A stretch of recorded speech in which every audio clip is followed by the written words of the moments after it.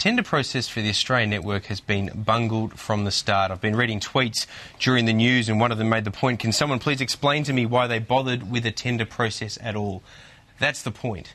It doesn't matter what your view is about whether or not Sky, who I work for obviously, or the ABC run the Australian network. I actually happen to think that it probably should be the ABC, and that wouldn't be something that of itself particularly enthralls my colleagues here at Sky, but I think it probably should. But not after a tender process that Sky wins, not once, but twice.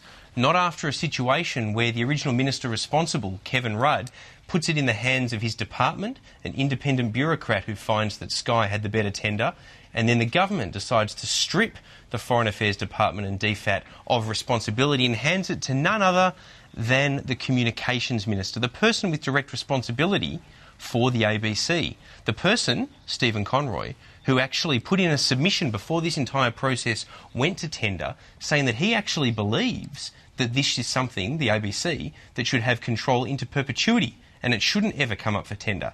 How can the government think that anyone can take them seriously, quite frankly, or the idea of an impartial tender process seriously, when they not only take it away from two independent reports that suggested that Sky should get it, but then they also hand it to a minister with a preconceived attitude, like mine, ironically enough, that it should go to the ABC, who then also decides that Cabinet and he have the ability to move away from what the independent experts who have judged the relevant tenders think. It's a two-horse race. We're not talking about a tender here between 50 separate parties where there may be a recommendation for one and a very valid reason to go to the runner-up or the person who came third.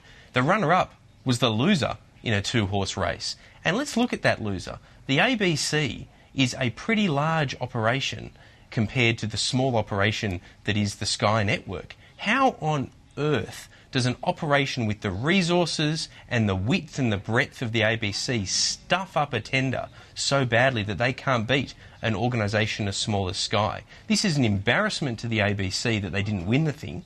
It's an embarrassment to the government that when they received independent advice, they ignored it. And it should be an embarrassment to all of us that we're in a situation where the government wants to pretend that it is providing a competitive process, perhaps because it likes to pretend that it believes in economic liberalism and competition, but in fact it believes in old-fashioned, grubby, Labor stitched-up deals. I'm embarrassed by this result, and I'm somebody who, while I work for Sky, always thought that the ABC should have been running the Australian network.